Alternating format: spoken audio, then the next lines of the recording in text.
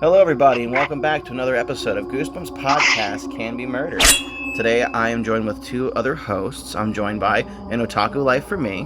What's up, y'all? We also call him Josh, and then I'm also joined by Dead Shock Studios, also known as Brandon. Hello. I myself am Bumps of the Night, and we're going to be going over another Goosebumps book today. Surprise, surprise.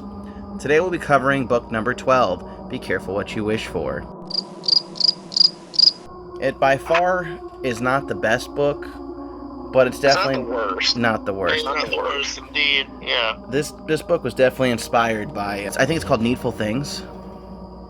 Yeah. Yeah, Needful Things by Stephen King with the monkey's paw, because this is based on wishes, which I think, everyone's done, like, a wish-based horror. It's gonna be, based on, from Stephen King. True. It's based on wishes, so let's get into it. Samantha Bird is a klutz, an accident waiting to happen. She is the laughingstock of the girls' basketball team, and that means rotten Judith Bellwood is making her life miserable on and off the court. But everything's about to change. Sam's met someone who can grant her 3 wishes. For real. Too bad Sam wasn't careful what she wished for, because her wishes are coming true, and they're turning her life into a living nightmare. So yeah, let's get into it. So Samantha meets Clarissa. In the book, how does she meet her, guys? I forgot, honestly. So, in the book, Samantha's biking home, and she's stopped by a mysterious woman. The woman claims she's lost, and Samantha agrees to give the woman guidance to the destination she's looking for. During this interaction, the woman introduces herself as Clarissa, the Crystal Woman, which I did not enjoy that title, but essentially Clarissa's a gypsy. Yeah. When Samantha finally helps Clarissa arrive to where she needs to be, because, Samantha's a good kid, Clarissa offers her 3 wishes. She claims that because Samantha did good deeds deserve repayment, and so she offers her 3 wishes, which, keep that in mind, because that changes later. Stein's known for bending the rules in his own books, but anyway, in this one, she's been offered 3 wishes, and so Sam doesn't really think about how to word it, and Sam wishes that she was the strongest player on her basketball team. And makes everybody suck. Yeah. What I think is funny about this, essentially, is it didn't make her, the best. It just made everyone relatively scale weaker to her. So they all just kind of were, limp noodle cripples the whole way, and they just sucked on the court. And the consensus came to be that everyone decided she was a witch. I think Judith is actually the one that accused her of being a witch. Mm-hmm. She's like, oh, we studied witches in social studies, and she must have cast a spell on us. This upsets Sam, and so because she's upset, somehow Clarissa senses it and appears. Sam then wishes that Judith would just disappear. And doing so causes everyone to disappear. Now, outright that, Sam doesn't know this is happening, but as she wakes up the next day, her dad's car's still in the garage, there's nobody on the streets. She ends up at school, and there's no one at school.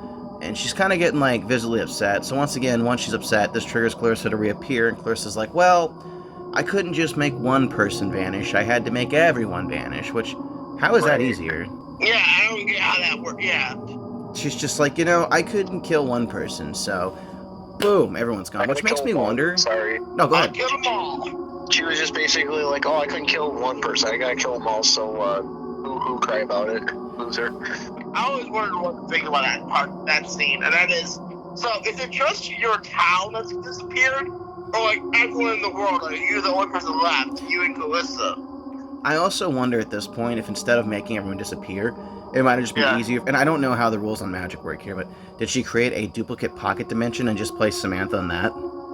So I feel like that would almost be easier than eradicating somebody's existence. Yeah. Does that make sense? Yeah, I agree. Yeah, that makes sense. Okay. I mean, we could sit here and argue the theory of relativity and physics itself with magic, but magic is not an exact science yet, so. Sam then's like, oh, I'm so upset, I don't want to deal with this anymore, and she's like, okay, I'll give you another wish. So wish number 3, oh, by the way, I forgot to mention this, when she makes this wish for Judith to disappear, Clarissa states, your first wish is canceled. So in this universe, the wishes are only active until another wish is made, which I thought was also very interesting. That's really interesting. Yeah, it's a different take, for sure. I think it's cool, though. Yeah. So anyway, we cancel out the wish of everyone vanishing, because this time Sam decides to start wording her wish correctly. She says, she wishes that someone was back, and that the girl that's mean to her loves her, and wants to be her best friend. Yeah. So she goes, I wish that everything went back to normal. Yeah. And I wish Judith would think I'm the best. And right there, yeah, you messed up. So then Judith gets all weird stalkery syndrome where she cuts her hair like her, she starts dressing like her. She sneaks in. She's very stalkerish. Dude, she sneaks into her bedroom at night. Very yandere-ish. I turn my head, squint. What are you doing there, Steiny boy? Yeah. Like, why would you write a scene about a girl sneaking into another girl's room when they're like pretty much teens? Like, I feel like he maybe dipped his pen in the Fear Street ink on that one and was just like, he's like, oh shit, Goosebumps, pull back. Yeah. You know what I'm saying? Just a little too hot and bothered for me. So, after she starts getting upset again, because that seems to be the trigger to summon Clarissa, Clarissa appears and she's like, oh, I'm so sorry you didn't like your third wish. You know, just this one time, I'll give you another wish. So, already the rule of 3 is broken, because now we're on wish number 4. Yeah. And this is Samantha's last chance to fix things. The one thing I'm going to say is I don't think she's bound by the 3 wish rule, but she's not a genie. She's a gypsy. Yeah, it's different. And truth be told, these wishes are more like curses. Yeah, they really are. Definitely. So, anyway, she starts out her last and final wish. I wish I never met you. Pause. You're good. I wish you met Judith instead. It's like, oh, you dumb fuck. No, I think that was... No, she should have just stopped there. No, exactly. There's nothing else to add to that. I wish I never met you. Ka-chow. We're done. Moving on. Move on with your life. You don't have to worry about it. You're done. But, unfortunately, Sam's not the smartest basketball player on her team. Or the best. Or the strongest. But she is the tallest. So, now we have the scene where she sees Clarissa talking to Judith. And in this scene, she walks up to try to speak to them both, and Judith tells her, fly away bird? Because that was the whole thing. Yeah. Samantha's last name is Bird, and they like to tease her. So, then Samantha ends up on the ground, and then she's looking, she sees a worm pop out of the ground, and she gets really hungry. And then she eats the worm and flies away, because Judith's phrase turned her into a bird with her first wish. Yeah, that was weird. As a kid, without knowing, I thought that was like I thought How I Learned to Fly was the sequel to this book. As a kid. I didn't read the book yet. I just saw the cover and I was like, huh. That makes sense. Okay. So that's what they meant by that. Yeah. But, yeah, so dark ending, technically. Stupid ending, really. Oh, very stupid. Honestly, I prefer the episode's ending more. And we'll talk about that in a second, but I'm going to give Stein credit here. The only thing I did find interesting is that the wishes canceled each other out versus just kind of being like, oh, never happened. It's like, oh, it's only active for X amount of time. Eventually, if you think about it, Judith's going to make another wish, and then Samantha's going to stop being a bird, and as long as she's not flying, she won't fall and die. As long as... That's actually kind of morbid to think about, though. Like, think if she is flying. Yep. Just, 20,000 feet in the air, and wow, that's actually really morbid to think about it. But my guess is, the reason they set up the way like the wish system worked is so we knew that yes, it was a dark ending, but eventually it was gonna get canceled out. That's how I took it. But then again, I'm an adult now, so as a kid, I didn't take it that way. Yeah. That was the book. Let's talk about the episode. The episode's very similar. The main real difference is here is instead of holding a crystal ball that glows red every time she grants a wish, she gives Sam a necklace, like a little crystal pendant, and that glows red when she gets wishes.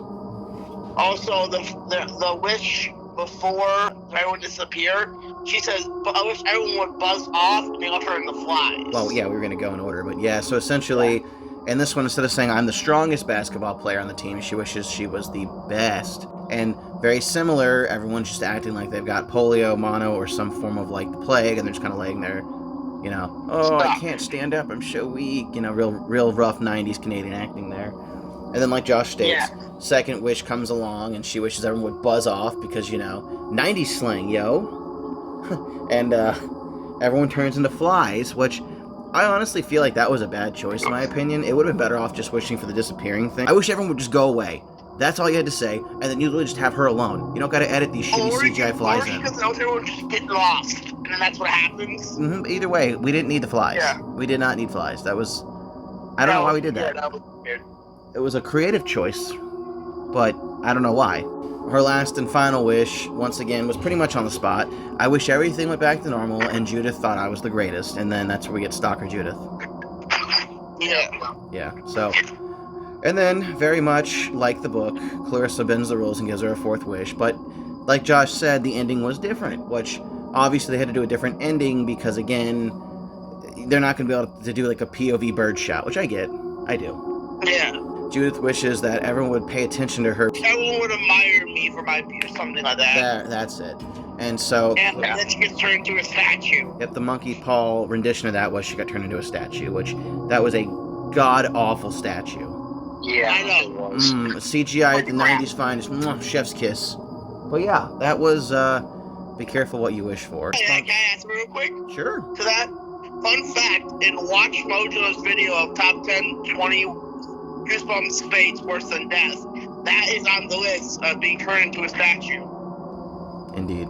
It's actually kind of perfect because she can't make another wish as a statue, so like... I know. That's one of the few ways you can't cancel out a wish. But yeah, so that was Be Careful What You Wish For. Was it the worst Goosebumps book ever? No. No. Was it by far the best? No. No. It was like mid. Yeah, exactly. Yeah. Yeah. So, I don't know. I enjoyed it more than The Ghost Next Door. Sure did. Truthfully, it's about the same ranking for me as Curse of the Mummy's Tomb, which I'm not counting books farther ahead. Yes, I've read some of the other ones in the future, but I'm only counting the books we've read on this podcast, and so far out of the 12 books, it about lands in the middle for me. There are definitely better books than this one. Brandon, yes. What were your final thoughts on this story? Like you said, it was pretty mid. As a kid, I think I enjoyed it more than I do as an adult.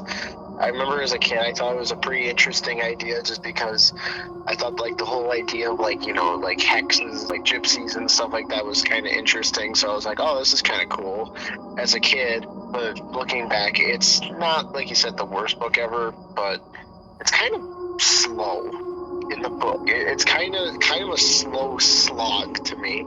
Yeah. Not like Curse of the Mummy's Tomb slog. That was just straight up boredom. Yeah. But more just like, it was a slow read, and it kind of was just like, yeah, okay, can we kind of get done with this, please? Josh, what were your final thoughts on this book? For me, I mean, it was, like you said, I feel like it was meh. I mean, when I was a kid, did I like it? Definitely, it was okay. But I liked it as a kid.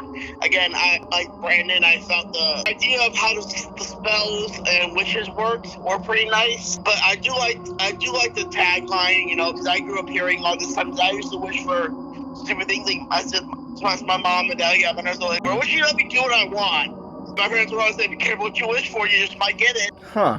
So apparently, this book was reprinted as a tie-in to the 7th Goosebumps Horrorland book, My Friends Call Me Monster. I haven't read the Horrorland book yet, so I wouldn't know. Oh. That's interesting, though. Interesting. Yeah. This was also one of the only 2 books that did not originally use Jacobus art for the 62 series. I thought the tie-in would have been helped. We have strange powers. You'd think, but yeah, so this was one of the 2 books that was not a Jacobus art. That picture of the girl with the crystal ball was not Jacobus. Same with Stay Out of the Basement, although Stay Out of the Basement's original art was fire. Not that Jacobus's wasn't good, but, you know. I'm actually still on the hunt for a reprint from the 2002 series of Be Careful What You Wish For, because 2003 series. I want to add it to my shelf just because it's Jacobus's art and I don't have that. Same here. Same here. I only have the original. Yeah. Brandon, why don't you give us a score? Why don't you rate this book 1 through 10? I'll give it 6. Okay. Josh, what would you rate this book 1 through 10? 6. Okay. So Brandon, you said 6 as well, right? Yeah. All right. I guess I can meet you in the middle and give it. No, I'm giving it a 5, dude.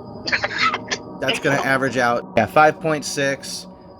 I'm just going to say, okay, it's got a 5.6, so it's a high F. Personally, I think the episode ranks about the same. I'm not going to waste my time scoring that one. It's about the same for me. Yeah, that's fair. I think it's pretty fair. All right, well, not really much more to say about this one. It was not the bee's knees, if you will. So, Brandon, closing statements? Truly the book to exist. Ha, fair. Josh? Truly the book of meh. Personally, I'd say just go read Needful Things by Stephen King. You'll enjoy it more. But, like I said, it was nice to kind of go back over it and decide I'm never going to read it. I'm never going to read it again after this. All right, so, moving on to our next episode, we have a choice between the book that inspired this podcast's title, Piano Lessons Can Be Murder, or we could move on to the 4th Give Yourself Goosebumps book. Dr. Eek. Oh, The Deadly Experience of Dr. Eek. So, what do you guys want to do?